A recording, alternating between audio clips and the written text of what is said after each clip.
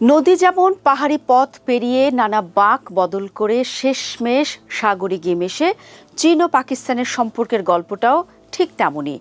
আপাতদৃষ্টিতে এই দুই দেশের এক হওয়াটা বেশ অদ্ভুত। একদিকে সমাজতান্ত্রিক ও নাস্তিক ভাবাদর্শের চীন, অন্যদিকে ধর্মের ভিত্তিতে গড়ে ওঠা ইসলামিক রিপাবলিক অফ পাকিস্তান। আদর্শের দিক থেকে উত্তর আর দক্ষিণ মেরু হলেও বিগত ৭৫ বছর ধরে তারা একে অপরের এমন আয়রন ব্রাদার্স হয়ে উঠেছে যে যার সমীকরণ ভূরাজনীতির যে কোনো জটিল থ্রিলার গল্পকেও হার মানায়। চলুন একটু সহজ করে বোঝা যাক কিভাবে এই দুই ভিন্ন মেরুর দেশ একে অপরের সব ঋতুর বন্ধু হয়ে উঠল। দর্শক, সম্পর্কের মূল ভিত্তিটা দাঁড়িয়ে আছে একটা পুরনো প্রবাদের উপর, শত্রু শত্রু আমার বন্ধু। ১৯৪০-এর দশকে পাকিস্তানের প্রতিষ্ঠাতা মোহাম্মদ আলী জিন্নার সঙ্গে চীনের তৎকালীন জাতীয়তাবাদী নেতা চিয়াং কাই শেকের সম্পর্ক মোটেও ভালো ছিল না। কিন্তু ১৯৪৯ সালে মাও সেতুংয়ের নেতৃত্বে যখন চীনে কমিউনিস্ট বিপ্লব সফল হলো, তখন পাশার দান উল্টে গেল। ১৯৫০ সালে পাকিস্তান প্রথম মুসলিম দেশ হিসেবে এই নতুন চীনকে স্বীকৃতি দেয়। পাকিস্তানের আসল উদ্দেশ্য কিন্তু আদর্শগত প্রেম ছিল না, ছিল কৌশলগত বাধ্যবাধকতা। চিরপ্রতিদ্বন্দ্বী ভারতের বিশাল শক্তির সামনে টিকে থাকার জন্য পাকিস্তানের একজন শক্তিশালী প্রতিবেশী বন্ধুর খুব দরকার ছিল। আর ১৯৬২ সালের ভারত চীন যুদ্ধের পর বেইজিং ও ইসলামাবাদের এই ভারত ভীতি বা ভারত বিরোধিতা এক সুতোয় বেঁধে দিল দুই দেশকে। ১৯৬৩ সালের মার্চ মাসে পাকিস্তান এমন একটা কাজ করলো যা ইতিহাসে বিরল। তারা সাক্সগাম উপত্যকার প্রায় ৫,১৮০ বর্গ কিলোমিটার জায়গা চীনের হাতে তুলে দিল।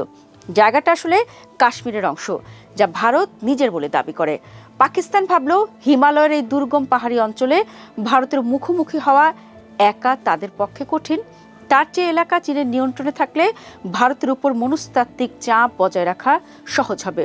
জুলফিকার আলী ভুট্টোর এই চতুর কূটনীতি চীন পাকিস্তান বন্ধুত্বের ভিত আরও মজবুত করে। দর্শক, চীন পাকিস্তান সম্পর্কের পর্দার আড়ালে রয়েছে পরমাণু ও গোপন খেলা। এই বন্ধুত্বের গল্পে এমন কিছু রোমাঞ্চকর অধ্যায় আছে যা দুই দেশের সরকার প্রকাশ্যে খুব একটা বলতে চায় না। ১৯৭১ সালে বাংলাদেশ স্বাধীন হলে পাকিস্তানের সামরিক মনোবল ভেঙে পড়ে। এরপরে তারা যে কোনো মূল্যে পরমাণু বোমা বানানোর সিদ্ধান্ত নেয়। ৭০-এর দশকের মাঝামাঝি চীন ও পাকিস্তানের মধ্যে এক গোপন পরমাণু সহযোগিতা চুক্তি হয়। গোয়েন্দা তথ্য বলে পাকিস্তান যখনই পরমাণু প্রযুক্তির জটিলতায় আটকে যেত, চীন তখনই ইউরেনিয়াম থেকে শুরু করে বোমার ডিজাইন দিয়ে সাহায্য করত। ১৯৯৮ সালে পাকিস্তান যখন চাগাইয়ে পরমাণু পরীক্ষা চালায়, তখন জাতিসংঘে চীনের সমর্থনের কারণেই পাকিস্তান বড় কোনো আন্তর্জাতিক নিষেধাজ্ঞায় পড়েনি। ১৯৭১ সালে মার্কিন জাতীয় নিরাপত্তা উপদেষ্টা হেনরি কিসিঞ্জার পাকিস্তান থেকে এক গোপন ফ্লাইটে বেইজিং উড়ে যান। আমেরিকার সঙ্গে চীনের ঐতিহাসিক কূটনৈতিক যোগাযোগের পেছনে মূল ঘটক ছিল পাকিস্তান। তবে এই বড় খেলায় পাকিস্তান নিজের অনেক ইমেজ জেনে শুনে নষ্ট করলেও আমেরিকার কাছ থেকে দীর্ঘমেয়াদে খুব একটা বাহবা পায়নি। তবে পাকিস্তান চীন ঘনিষ্ঠ হবার বড় গেম চেঞ্জার হলো অর্থনৈতিক করিডর ও ঋণের ফাঁদ। কয়েক দশক ধরে তো তাদের শুধু সামরিক বন্ধুত্ব ছিল। ২০১৫ সালে চীনের প্রেসিডেন্ট শি জিনপিং যখন ইসলামাবাদে এলেন, তখন শুরু হলো অর্থনৈতিক রূপকথা। ঘোষণা হলো $৬২ বিলিয়ন চীন পাকিস্তান অর্থনৈতিক করিডর সিপিএসি। চীনের জিনজিয়াং থেকে পাকিস্তানের গোয়াদার বন্দর পর্যন্ত ৩,০০০ কিলোমিটারের রাস্তা, বিদ্যুৎ কেন্দ্র আর অবকাঠামোর এক বিশাল মহাযজ্ঞ। একে বলা হচ্ছিল পাকিস্তানের ভাগ্য বদলের চাবিকাঠি। কিন্তু বাস্তবে গল্পটা অতটা মসৃণ ছিল না। বিদ্যুৎ উৎপাদন বাড়লেও পাকিস্তান ঋণের জালে জড়িয়ে পড়ল।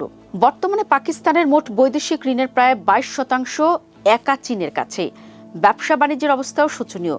পাকিস্তান চীন থেকে যদি ৬০ টাকার জিনিস কেনে, তবে চীনের কাছে বিক্রি করতে পারে মাত্র ১ টাকার পণ্য। এই বিশাল বাণিজ্য ঘাটতি আর ঋণের কিস্তি শোধ করতে পাকিস্তান এখন বারবার চীনের কাছ থেকেই নতুন করে ধার নিচ্ছে। চীন পাকিস্তান সম্পর্ক এখন এক কঠিন বাস্তবতায় দাঁড়িয়ে। আর্থিকভাবে অর্থনৈতিক করিডর প্রকল্প ধাক্কা খেলেও সামরিক দিক থেকে দুই দেশ এখন পিঠাপিঠি ভাই।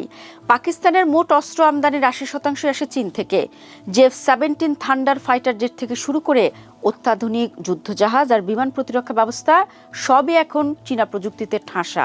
২০২৫ সালের মে মাসে ভারত ও পাকিস্তানের মধ্যে এক ছোটখাটো সামরিক সংঘাতের সময় এই চীনা অস্ত্রগুলো নিজেদের কার্যকারিতা প্রমাণ করেছে। তবে বর্তমানে সবচেয়ে বড় কাঁটা হলো নিরাপত্তা। পাকিস্তানের বেলুচিস্তানের স্বাধীনতাকামী বিচ্ছিন্নতাবাদীরা চীনা নাগরিকদের উপর ক্রমাগত আত্মঘাতী হামলা চালাচ্ছে। গত কয়েক বছরে অন্তত ২০ জন চীনা নাগরিক নিহত হয়েছেন। বেইজিং এখন টাকার ক্ষতি মেনে নিতে রাজি হলেও নিজ দেশের মানুষের লাশ দেখতে রাজি নয়। তাই বন্ধুত্ব এখন আর শুধু আবেগের জায়গায় নেই, এটি রূপ নিয়েছে আগে নিরাপত্তা, পরে অর্থনৈতিক উন্নয়ন নীতিতে। ২০২৬ সালের মে মাসে পাকিস্তান চীনের বাজারে প্রথম পান্ডা বন্ড ছেড়ে $২৫০ মিলিয়ন তুলেছে। এর অর্থ হল অর্থনৈতিক ও কূটনৈতিকভাবে পাকিস্তান এখন চীনের উপর সম্পূর্ণ নির্ভরশীল। বিশ্লেষকদের মতে চীন কখনোই পাকিস্তানকে পুরোপুরি দেউলিয়া বা ধ্বংস হতে দেবে না, কারণ দক্ষিণ এশিয়ায় ভারতের সীমানায় ব্যস্ত রাখার জন্য চীনের কাছে পাকিস্তানের ভূ রাজনৈতিক গুরুত্ব অপরিসীম। অন্যদিকে পাকিস্তানের টিকে থাকার জন্য চীনের অর্থ ও অস্ত্র অপরিহার্য। আবেগ গানার স্লোগানে একে পাহাড়ের চেয়ে উঁচু আর সমুদ্রের চেয়ে গভীর বন্ধুত্ব বলা হলেও পর্দার পেছনের আসল সত্যটা হলো এটি দুটি রাষ্ট্রের একে অপরকে বারবার দরকার হবার এবং চতুরতার সাথে একে অপরকে ব্যবহার করার এক দীর্ঘ ও সফল গল্প।